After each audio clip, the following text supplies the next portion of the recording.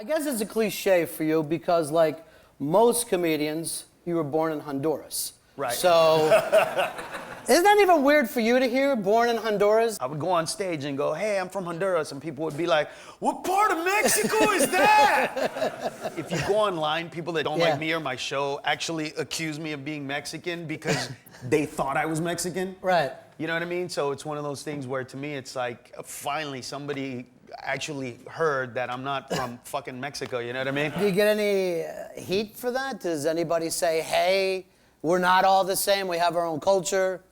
Yeah, but, you know, in the end, it's all bullshit. It's just stupid stuff. So I talk about it, you know, in my act sometimes, but it's, you know, especially in America, it's not beneficial, you know what I mean, to separate.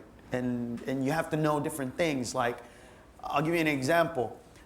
Mexican Spanish, it's like, it sounds like this. Hey, ¿qué pasó? ¿A dónde vas? Pues aquí está la cosa. Central American Spanish is more like, puta, que es esa mierda, no jodas vos. Argentinian Spanish is, oye, pero ¿qué pasa con aquí? Spaniard Spanish is like, pero ¿qué pasa? Cuban Spanish and Puerto Rican, esto está de la pinga, ¿qué pasa con la mierda?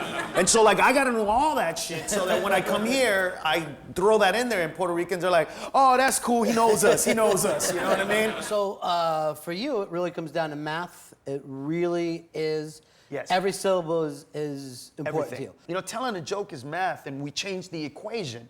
Before it was simple math. Well, whereas to what we do is like really contrived, you know, with callbacks, and you set this up to make that other joke funny, and I'm gonna do this Mexican joke right now knowing that, you know, 5 minutes from now I'm gonna do a black joke, and I'm gonna say beaner right now, and I'm gonna say fag, and then I'm gonna use the nigga word later on, and that's all gonna come back to this, and when they don't laugh, I'm gonna say, oh, but you fucking laughed at the beaner shit, didn't you? And then they're gonna go, okay, you're right.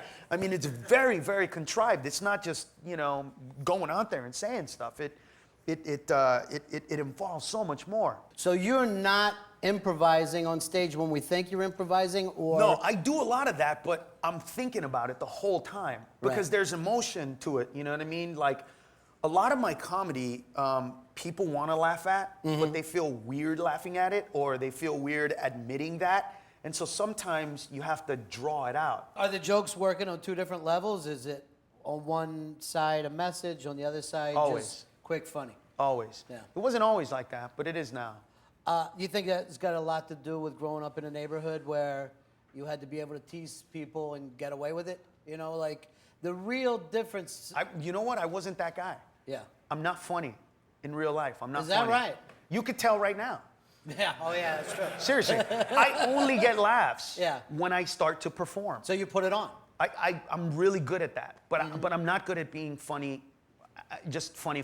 I don't know how to do that. I don't know how to be funny. So growing up, you didn't think, I'm going to make the kids at school laugh. I was the student who got good grades, who you wanted to sit next to in class because you would cheat off me, and I would make sure you got an A. Very studious. That was very respectful. Yeah. Dude, when I started doing comedy, my mom was fucking pissed.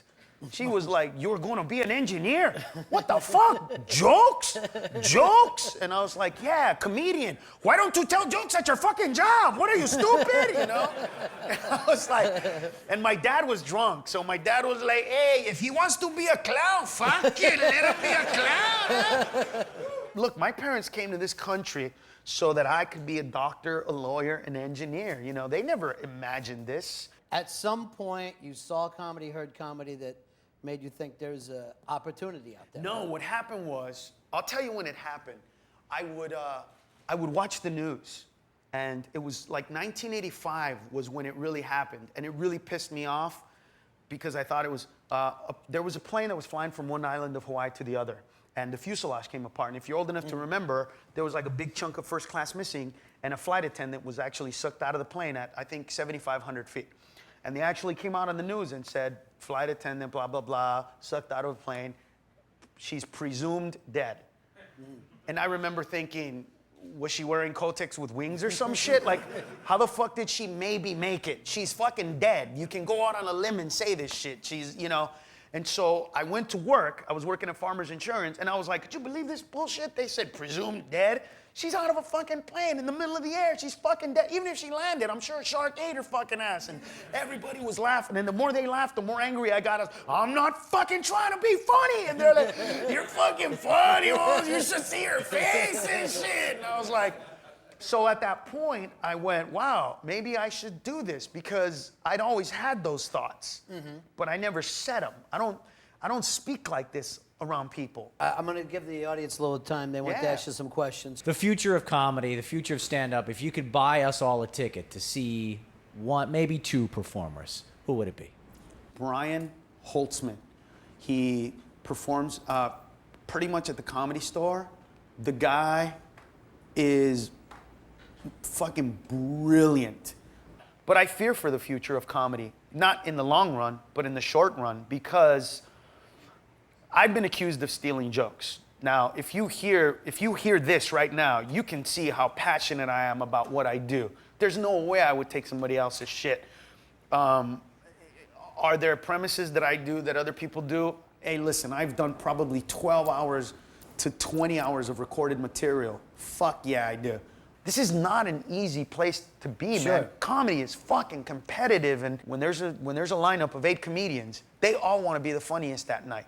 Every single fucking one of us.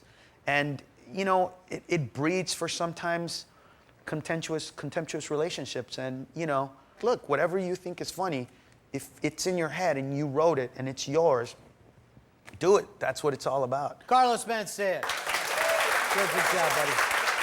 You did great, man. How's that? I'm good?